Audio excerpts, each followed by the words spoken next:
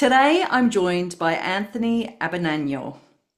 Anthony is the founder of Alchemy of Breath, a globally recognized breathwork community that has helped thousands reclaim their power through the transformative power of the breath.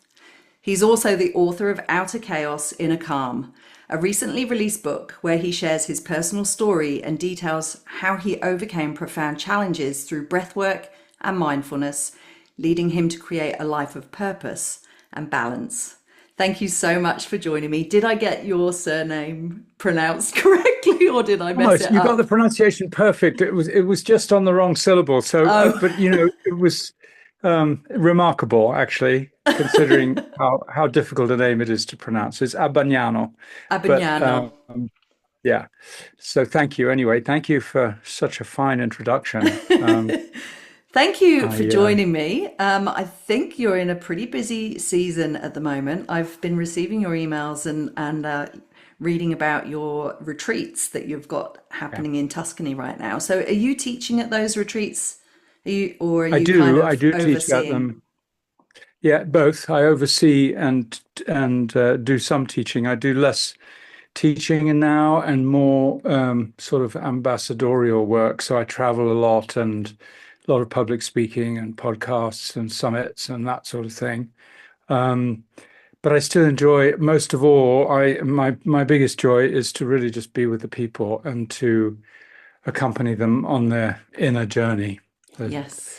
That somewhat trepidatious journey that sometimes we try to avoid. And so I love to be with people and support them during those more difficult patches. And we're going to be talking about all of those things tonight. Oh, it's tonight for me because I'm in Australia, AM for Yes. you. So Yes. great, amazing. Is there anything that you want to kind of kick us off with? I was thinking that we'd probably start with talking about breath work, the breath work. That's a Hmm. big part of what you do, and then kind of move into your book. Mm. But is there anything you'd like to introduce to us before we sort of kick off? Well, I think a bold statement is probably because this is where hopefully we'll end up during this time together, and that statement is, would you be willing to consider that a measure of your emotional intelligence is your ability to take a breath when you don't want to? Mm, So that means a lot. That's a big question and a little bit irritating to someone who doesn't have time to take a breath. And it's a bit like meditation. When you most need it is the time you're least likely to think of doing it. Um, so that's kind of an arrival place. I think that if I can come off this show and have created inspiration for somebody to deeply consider what that statement means, then it's a win. It's a win for everybody. Um, and for me, breathwork really began at a very young age. I'm half Italian, half English, and I was raised in England in a very strict and privileged environment. I was sent to boarding school when I was just 7 years old, and I wasn't happy at all. I didn't understand why life would be like that. And I didn't have a very close family either. Even though my mum was Italian, she was trying to be English in those days after the Second War. So it wasn't done to advertise that you were Italian. And so I wasn't very popular at school and I got teased a lot. And then after I'd been there for a year or so, a young boy came up to me and he put a paper bag in front of me and he asked me to take 20 breaths. And so I just complied, and I did. And then I had the first deeply spiritual experience of my life then, and I think I understood that notwithstanding how grim life was for a little 7-year-old boy, that this was infinitesimally grander. This was something of such magnificent proportion that my suffering became like a dot on a screen rather than the what my life revolved around. So it gave me a sense of the opportunity to be aware of what I call now the other, what I don't know. How can I become aware of what I don't know? I don't know. And the breath is full of mystery for me. I think when I talk to people about it, they end up feeling the same way. It's such a paradox that we forget about it our entire lives, and yet we depend on it more than anything else. So, what would it look like to create more awareness of it, and how learn the ways that we can use it and put it to good purpose? Wow. I'm going to have to go back once we finish recording and listen to that sentence and contemplate it myself, I think. Oh, Um, yeah, okay, yeah, um, yeah. yeah, Um, yeah. okay, so what happened? I'm curious, like just to go right back to that time when you were 7 years old and you got to breathe into the paper bag. What actually happened for you then? And did your story really evolve from then, or was it something that you never went back to until much later?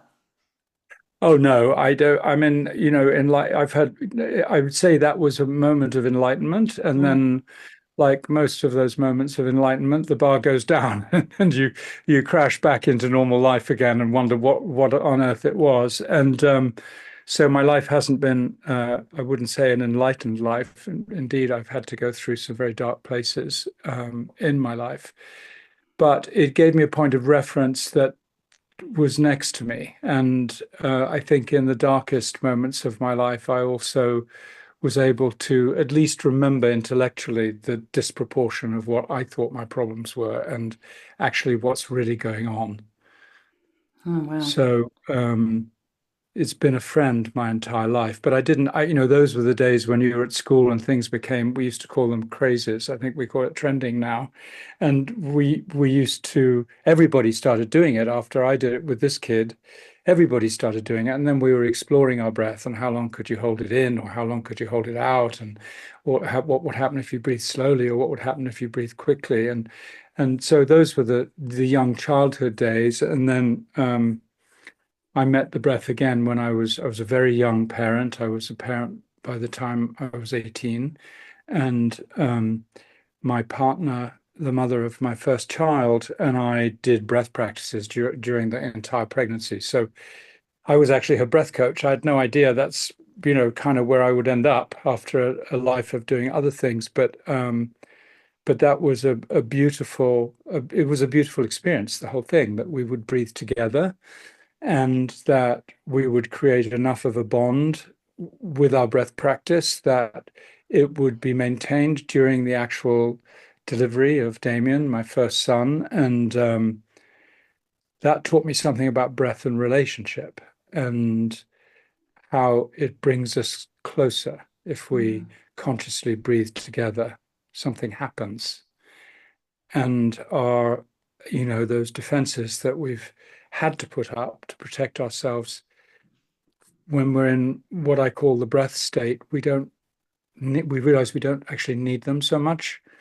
We begin to look Okay. between the bars of the cage that we've created to keep us safe. And we did it to protect ourselves, but it ends up caging us. And so we can begin to open those bars a bit when we're in the breath state and kind of go, oh, well, maybe I can forgive. Maybe I don't need to hide behind my self-righteousness or the reasons, the stories I tell myself that I shouldn't. And so I think it helps us become more compassionate and meaningful people.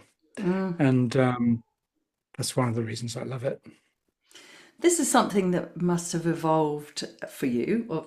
You mentioned that it wasn't till much later in your life that you came back to it and realized that this was something that was a powerful tool that you could use for your own transformation, but also to help in the transformation of others, to empower others. How did that start to come about? Was it kind of like the experience with your wife? You said you were her coach.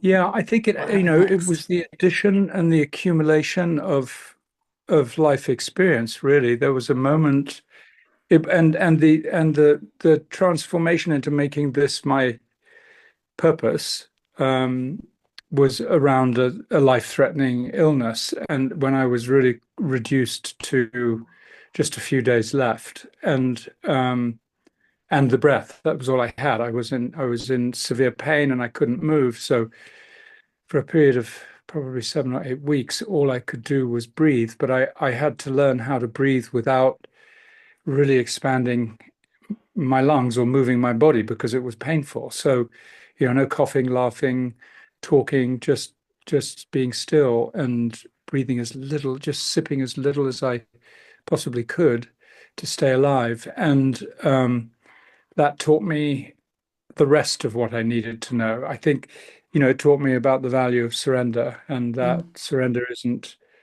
weakness because I battled my way through. I was like, I'm going to find a way through this. I'm going to prevail. I'm going to come back. And I'd actually already started teaching breath work by then, but I think I was in my ego and thinking of success and what that would mean and all of those things. And this was perhaps a divine way to help me understand that there was another way. There was another way forwards.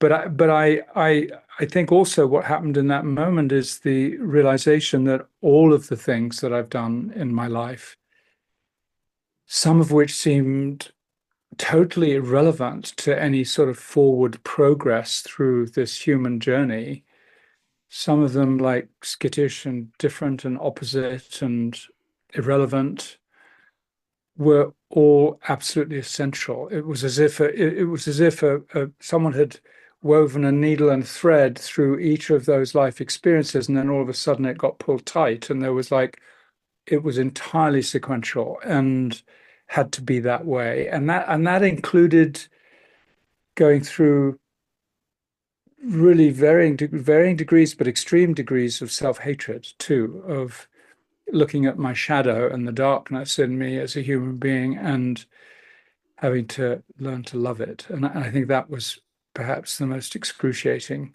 period of my life. But if I hadn't, um, if I hadn't been diligent, if I'd sort of taken a pill or found a way not to look at it, I think I wouldn't have been able to be with people in some of the deep stages of growth that they're in. It would be too scary. And so when I teach, I have an academy that teaches, I think we have close to 2,000 facilitators in something like 70 countries around the Wow. world. And that's one of the things I teach is I require them to look at their darkness and the purpose is to be able to be alongside someone else who needs to go through their own so they don't run away from it. So we can be present to all parts of the human condition. Wow. Yeah, it's an interesting journey, the shadow work, isn't it? Because it's really about embracing and accepting that part of yourself, not trying to get rid of it. Yeah, it Not, really is. yeah, It yeah. really is, and that's that moment that we all dread most, right? And then the minute we turn around and we look at what's chasing us, it's like the shift from this feeling of creeping dread, or this when's the hit going to come, vanishes so quickly, and then we can actually collaborate and understand all the power that's in that place, the raw power that we can now reinterpret and get a saddle and a bridle on it and be able to kind of fly with it. It's like a superpower actually, but Mm, it's where we want to look the least. mm. So Yes. Um, so would you be able to sort of explain a little bit about how you use the breath and your breath work with that kind of facing the shadow or releasing trauma? What sort of processes do you go through? Because obviously that's a psychological and emotional, but also there's physical stuff going on. So how does that all kind of interconnect? thank you. Great question. And there's spiritual stuff going on. And Oh, I don't, it doesn't need to be woo-woo. One doesn't need to be into the woo-woo to understand that the word inspired comes from the importation of spirit.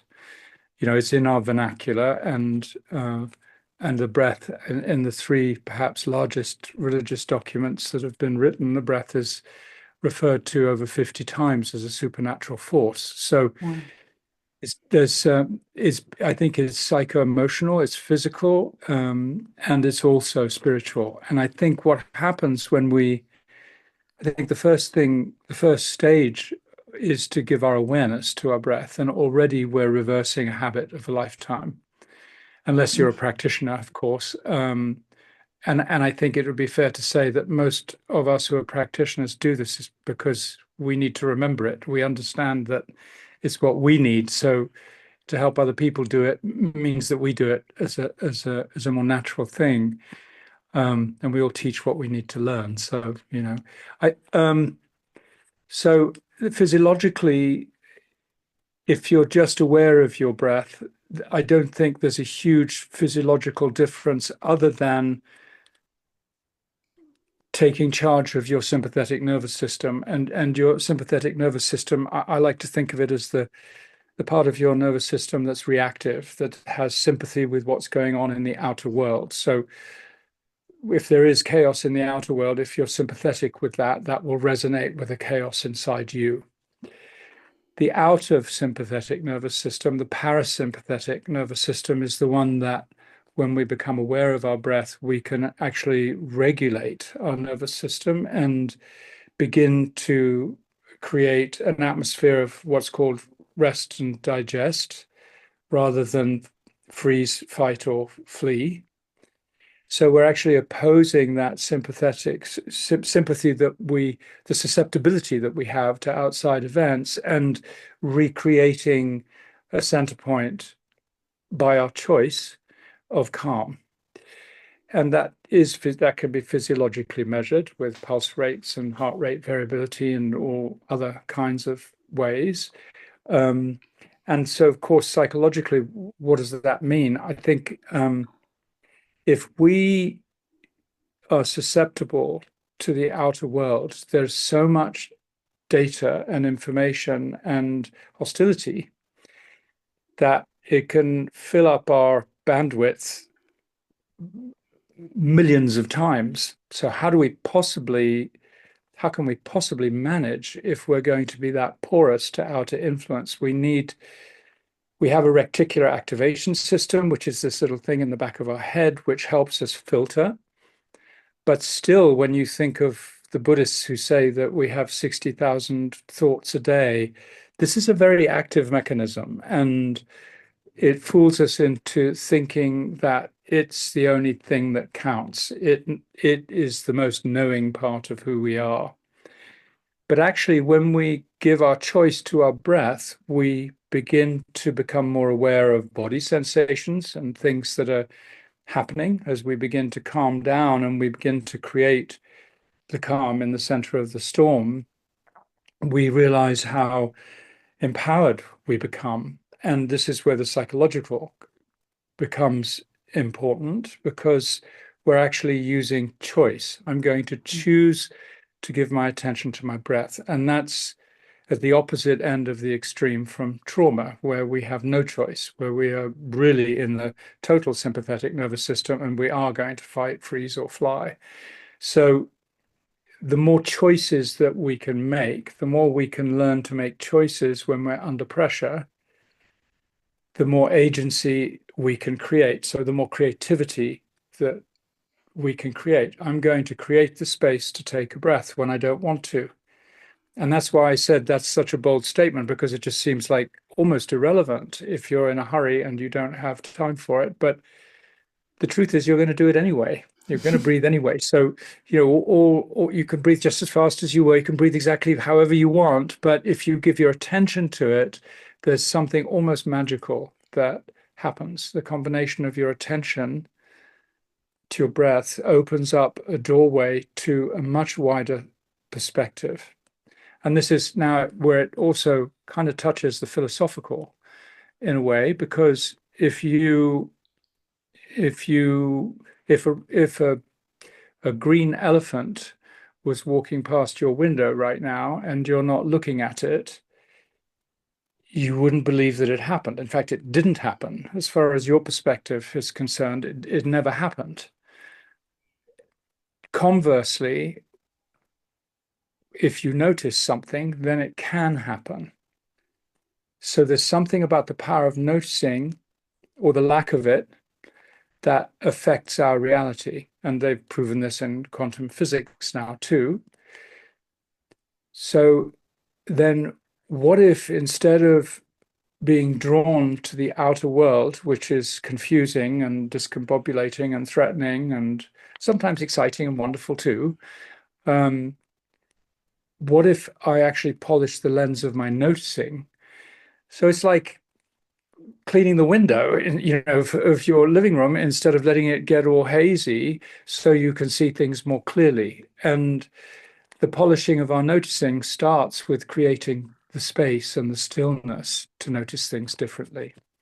And I think an analogy might be, they say that if you go into a pitch black room, it takes 36 seconds for your eyesight to return and you can begin to distinguish form. But part of our lives, we don't want to be still that long. We're not used to being still that long. In fact, it's frightening to be still that long. And so we look for a coping system, which we probably devised when we were little kids, but we lean into some kind of system that helps us find relief for that moment, but it's not actually addressing the deeper state of being that we carry as human beings. So we end up being human doers instead of human beings, and we forget that actually I am breathing. Actually, I do have the right to choose this breath and how I breathe it, and that choice is an opportunity for a whole fresh string of choices that I could make. So what could I change if I changed my choices? It's a journey to immediate empowerment if we can do that. Wow, so many things. So in the process of I've attended one of your online free events, the Sunday breath work Mm. event, and I've done a couple of pre-recorded sessions. And I had a little bit of exposure to a breathwork experience before, so I kind of had an expectation of what might happen in my body. But for Mm. someone who hasn't had that experience, how would you coach them through or describe to them what's going to happen in that experience? Yeah, thank you. Okay, so now you're talking about the conscious connected breath, which is Yes. one of the most powerful breaths you can breathe. And that really changes your perception. And the reason it does is because you're giving your consciousness to it, like I was speaking of earlier, but you're also connecting each breath. So you're never pausing or hesitating between the top of your and then your exhale. And what happens when we do this physiologically is we begin to manipulate the oxygen levels in our blood. And so blood increases and the carbon dioxide level in our blood decreases. And as a result, obviously, we're getting more oxygenation. But that oxygen doesn't go to the frontal lobe. It stays in the bloodstream because it can't go to the frontal lobe until the oxygen and carbon dioxide begin to return back to their normal levels again. So the frontal lobe is how we think. And if we give it less oxygen, it requires something like between 22 and 25% of our oxygen to function. So if we give it less oxygen, it malfunctions purposely. In this case, we're manipulating it. So we're not giving it all the oxygen it needs to stay in its monkey mind, in its fast processing mind. We're beginning to slow it down. And as we slow it down, it's the same as I said before about the conscious breath. We're creating space between the thought processes that we have. And it's in that space that we begin to notice differently. So, one of the things I would always say to someone who's going to do a session of conscious connected breath is notice differently, notice what is different.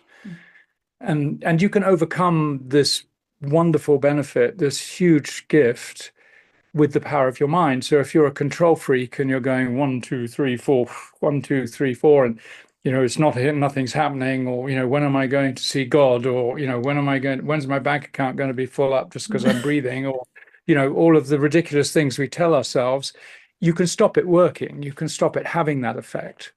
But on the other hand, if you open to it and you don't have expectation, and you maybe think of the times as a child when you're state of wonder and curiosity was so unconditional and eager to understand something you didn't know, then it's likely that something you don't know will come into your awareness.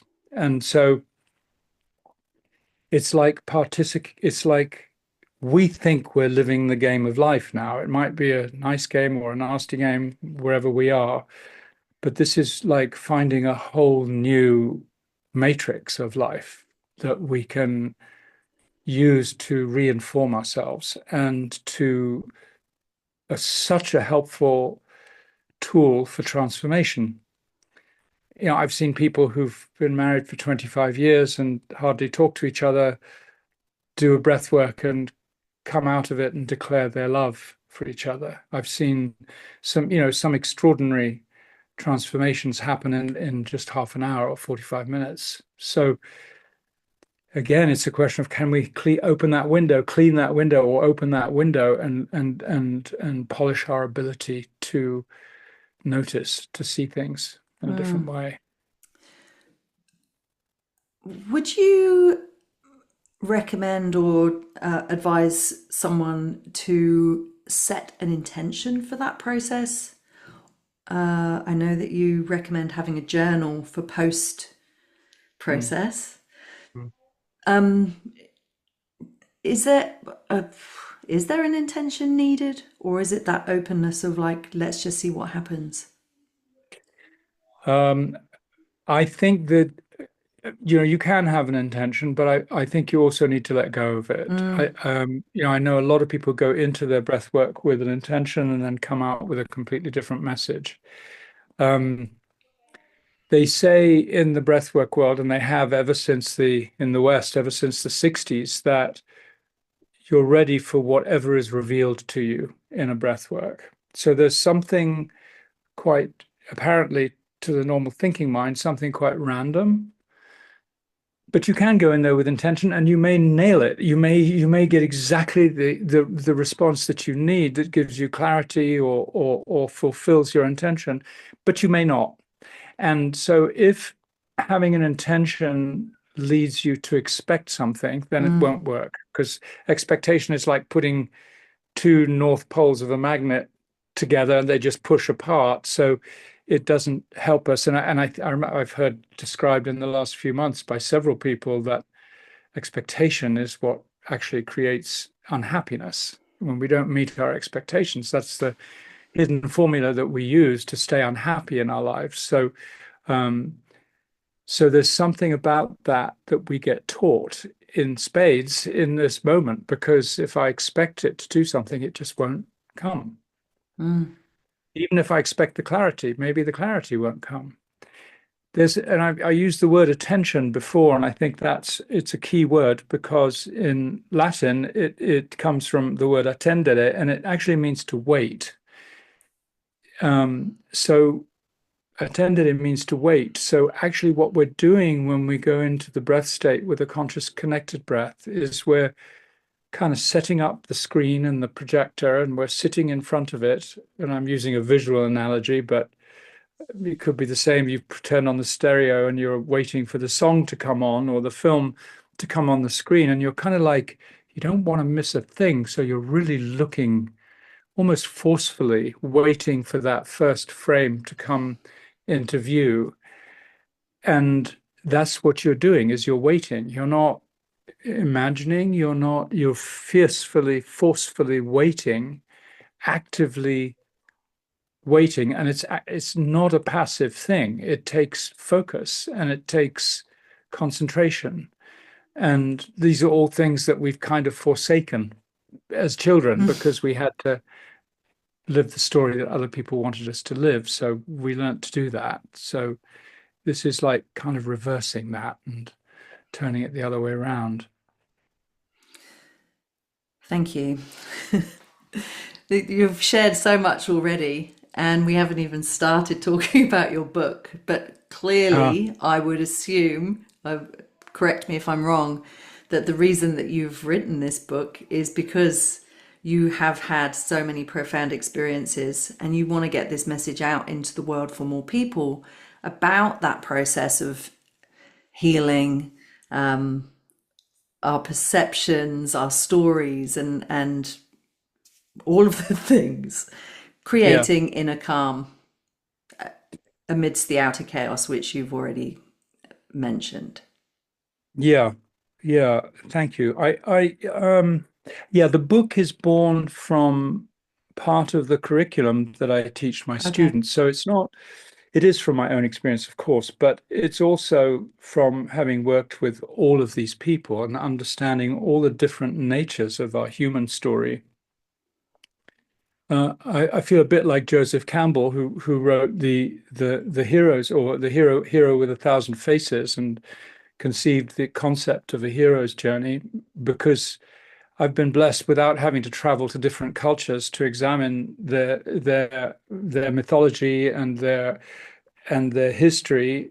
I've had people come to me to study, so I've had the chance of harvesting enormous amounts of we could call it data, and I'm not the kind of person who records it and keeps track, but I do have a lot of human experience of the human condition, and so I think what I said earlier, I make my students go through a very profound inner journey, and I had then people coming to study with me who said, actually, I don't want to be a breath worker. I want to do the inner journey. That's the bit that interests me most. And many of these people are doctors and psychologists and healers of some kind or another already. And so I thought, well, maybe I should break it out. So it took about 2 years to break it out of the curriculum of what we teach our facilitators, which is a 9-month process. And then I thought, well, maybe I should write a book about it so people can so it can reach a wider audience. And so the motivation, and it's a soft intro, really. It's a nice, I think, an easy intro, easy intro into how we can learn to look at ourselves and feel better, have more agency. And that is really important to me, is that my life is devoted to helping people understand that we do have enormous creative power, and it's not even anywhere else. It's right inside us. I want to say it's this far away. It's not even this far away. It's inside us, and so that process of awakening to it is really about undoing rather than doing. So there's something Mm, wonderful about the release of the burdens we've had to carry, and then understanding in the absence of that how wide our shoulders have become. So it is through our suffering that we become greater beings, but we never really harvest that as a truth. We just keep suffering and carrying more and more until we get beaten into the grave, and or a lot of people do, and so this is a way to actually redescribe that, to really pick up the pen, become the author of your own life, rather than being battered and bruised by outside circumstances.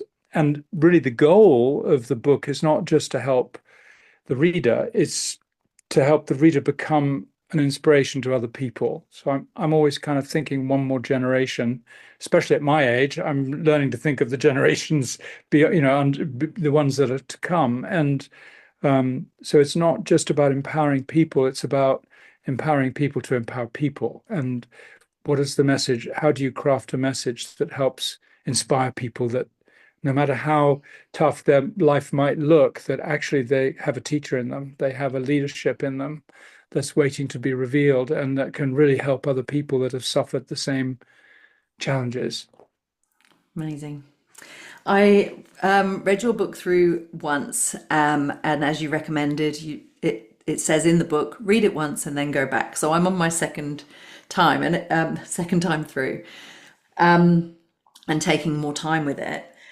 But I had this light bulb moment, because you talk about the hero's journey, and I'm in my midlife, and really this podcast, I've realized over the period of time that I've been hosting it, is that it's part of my midlife journey of self-discovery.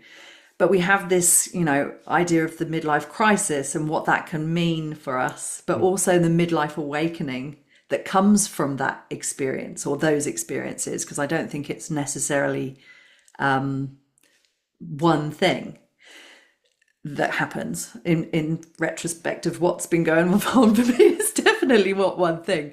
But then just these patterns, this interconnectedness of that journey, the hero's journey, the midlife crisis, the Chiron return, which is an astrological event that happens when you turn 50, which is what I've also been in the midst of, and just how these things really interconnect as part of a universal story.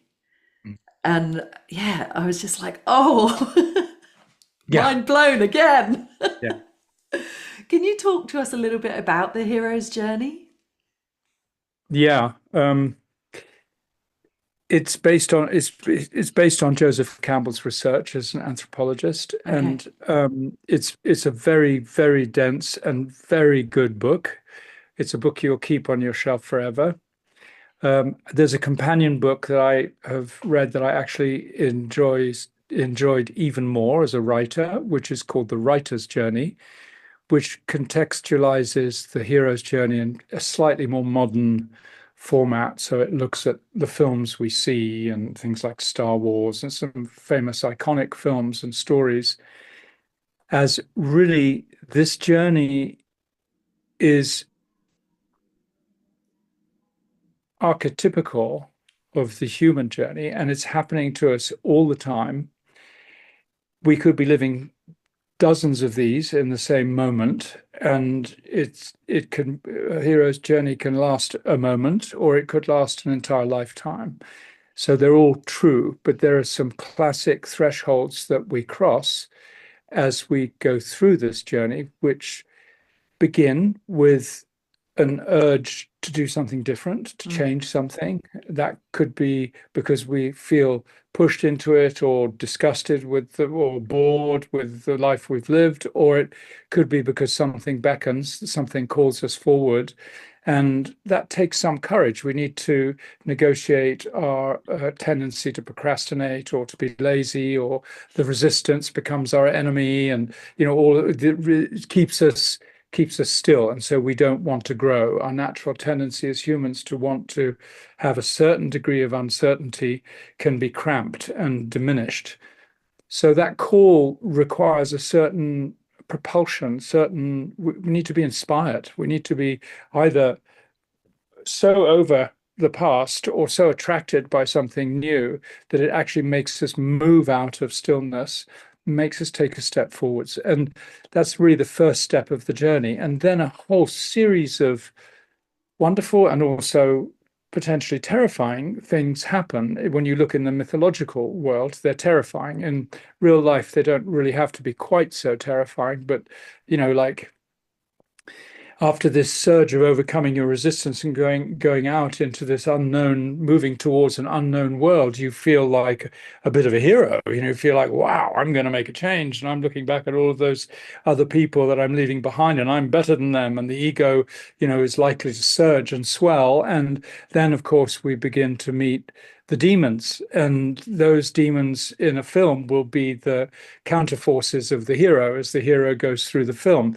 In our own life, they're usually parts of our inner life, the shame, the doubt, the shadow space, the things we've done wrong, the things that surge up and remind us that you're no good. Just get back to where you were. Go back in your shell. You don't deserve to be moving forwards in your life. So we get to meet those limiting beliefs that have really kept us small our entire lives. And that rises to a crescendo, and we're kind of halfway through the journey where it's like a do or die moment and I like the story of Hydra, when the hero will cut off one head of Hydra, two heads will grow back. So it's that feeling of like, God, no matter what I do, I just can't move forwards. I'm not going to be able to beat this problem.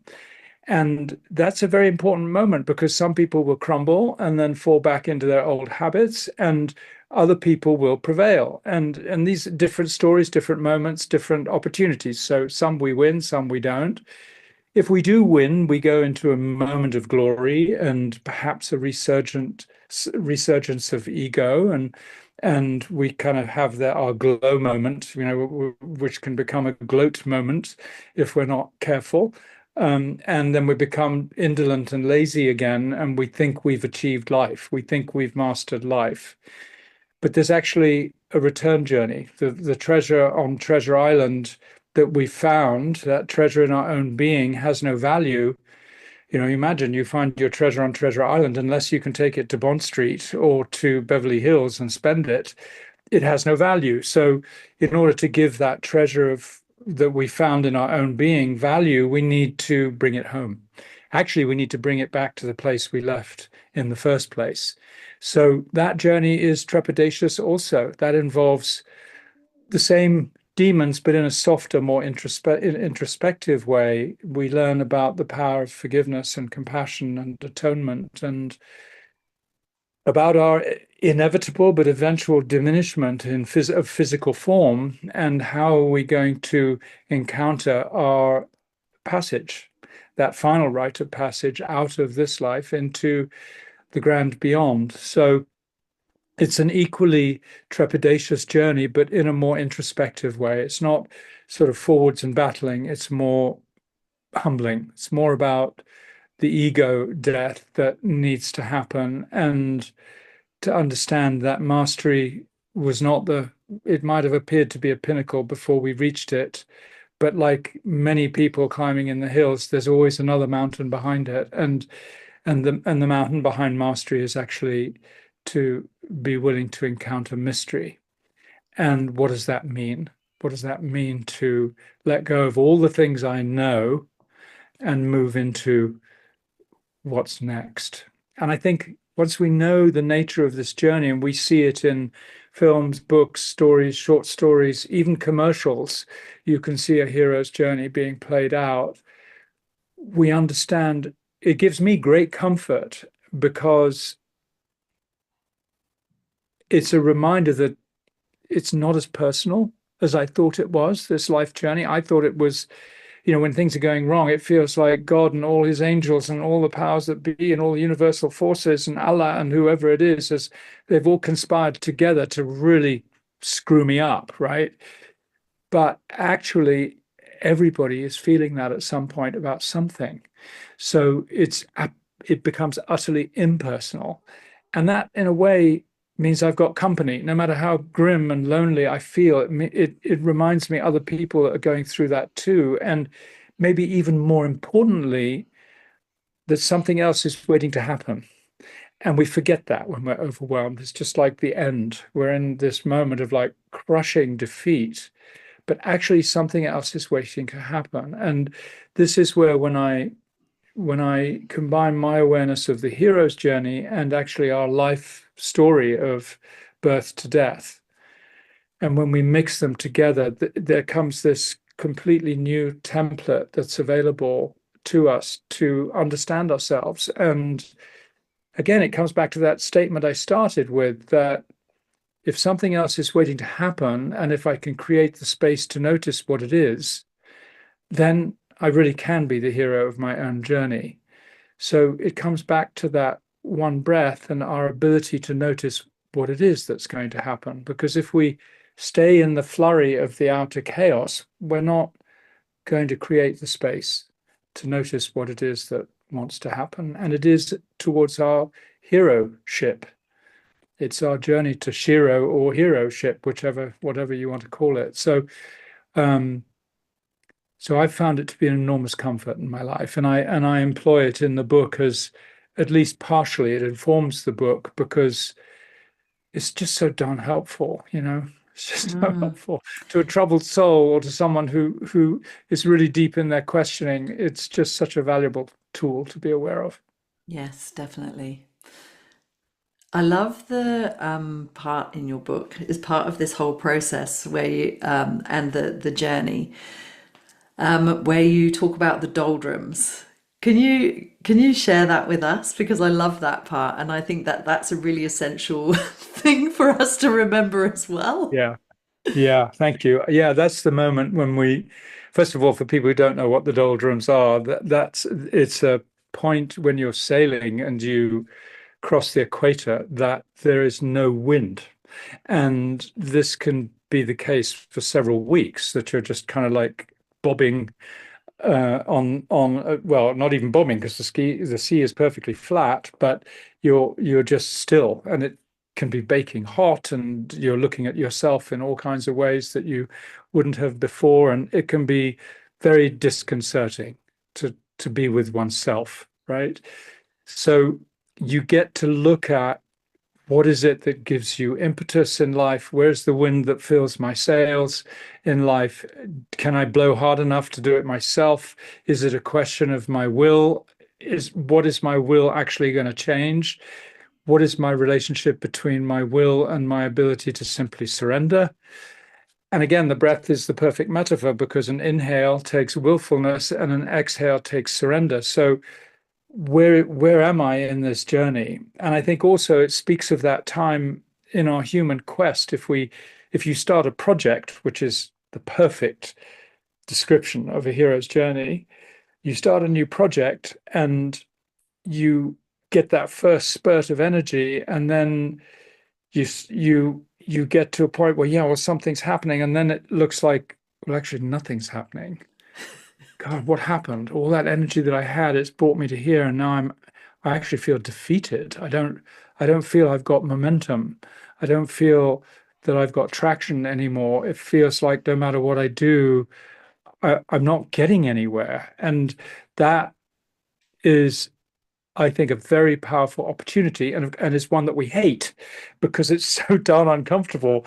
But actually, the opportunity, you're being offered this gift of stillness, and this gift of using that stillness and that space in a different way. So it's like you're not even having to remember to take that breath in this moment. This is all that it is spaciousness. And I think it also speaks to the depression that sometimes we experience as human beings too, because we're very susceptible to depression if nothing is moving, if we don't feel something is moving. And we also lose our agency. We lose our sense of choice. Like this, I've run out of choices. That's not going to change anything. I'm here and I've tried everything and nothing is actually working. It was a great haiku that a friend of mine wrote, which was, "When I finally stopped squirming, God kissed my heart." Mm. And I think it's a good explanation for whatever the God of your understanding might be. I'm not trying to pitch a particular one of any kind, but let's call it a higher awareness, that if we fill the space with our squirming, there's no room for anything else to be noticed. There's no room, therefore, for anything else to happen. So in my illness, when I was going, why me? What's the purpose? What can I learn? How can I prevail? How can I survive this? All of these questions that are all of good intention, some of them grumbly hateful instead of humbly grateful. But in that writhing, that psycho-spiritual writhing that I was in, and the juxtaposition of not being able to move anything physically, I actually I had to come to the point of utter surrender. And that was really the grand awakening for me, was to understand the power of surrender as a conscious act, not as the expiry of will, but as a conscious act, not as an exhaustion, but as a conscious act. And then something else can come in. Something that's been waiting to happen can become apparent. That greater power can come in. And, as we speak of this doldrums as a part of that hero's journey, I think this happens even in a breathwork session. A breathwork session is a perfect example of this hero's journey, where you leave your known world and you open your unconditionality to something different coming into view. And then you think you found it, and you rise up and you feel, yeah, I've seen, now I understand why this and so on. And then you come out of it and the reality is there, and you have to get back into your old shoes and you've got to get back to work. And how do you actually bring the gift that you experience in a breath work back to the normal, not very unnatural, but the normal world that we live in? And so that's also why I say with people who do use the conscious connected breath that it's actually not what happens to you during the session. It's how do you integrate it afterwards? How Mm, can you, between your breathwork sessions, how can you really employ this wisdom, that this universal wisdom that you can tap into? How can you actually make it work for you in real life? mm, wow. One thought popped into my mind when you were talking about the doldrums and people being susceptible to depression. Um, Something I've heard or read was that depression equals deep rest is required, which kind of really goes with that idea of that sort of space and silence and inactivity is actually something Yeah. that's a required part of the process. But you Yeah, can, exactly. mm, Exactly. Um, exactly. I think that's so true. I think the message is to have agency, even in those moments when we feel we have none. Again, choosing that one breath is a choice, and we can acknowledge ourselves for that. And where it takes us to is becoming the detective of this experience rather than the victim of this experience. So if I put on my detective's trilby and I take out my little notebook, what actually is going on mm, in this space? What actually is happening? What is there that I'm not noticing in this darkness, in this hopelessness? What are the conversations I need to have with myself in this space? And to if we can, rekindle a tiny spark of curiosity back again. And sometimes the body's really helpful with things like this. I was taught by Gay Hendricks, who I think is one of the world's greatest teachers of our day, from the Hendricks Institute, that when you're feeling kind of lackadaisical and you're not feeling motivated, to make a sound of wonder. So take a big sigh and go, and to do that a few times. And what happens is your body is then reminding you, the vibration that you're making is reminding you of that state of curiosity that you would have had when you did make that sound or when you imagined making that sound. So we don't stay in this tiny little thing up mm, here that we give all the credit to, and we begin to look to our bodies as our antenna and as a way of also noticing and perceiving. amazing. Yeah. We're coming to the end of our conversation, and I'm curious to know if you have any recommendations for people. We've talked a lot about the connected breath, and that's the experience I've had going through your weekend class. Are there other breath practices that you recommend people do and that they can do sort of Yeah. in their busy lives? Yeah. Yeah. I'm gonna try if I see if I can give you a quick download in just a couple of minutes. The first thing is to notice your breath. That's Mm, number one. That's actually half the journey. You've made half the journey if you can remember to notice your breath. Then, if you choose, then notice how you breathe in all the different conditions you experience during the day. So, how are you breathing in the morning or at night, or when you're lazy and tired, or when you're motivated and excited, or you're nervous, you're upset, you're anxious, or when you're calm, when you're making love, all kinds of different life experiences that we have. Notice how you're breathing. And what you're starting to do when you do that is to create a catalog of breath styles.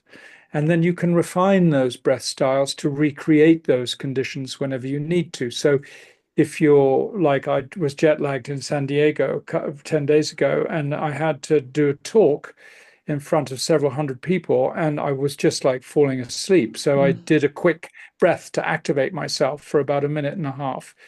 If you're feeling stressed or anxious, you want to breathe a slow breath with an extended exhale in order to calm your nervous system. Give it 2 minutes because it takes a couple of minutes, but it will happen.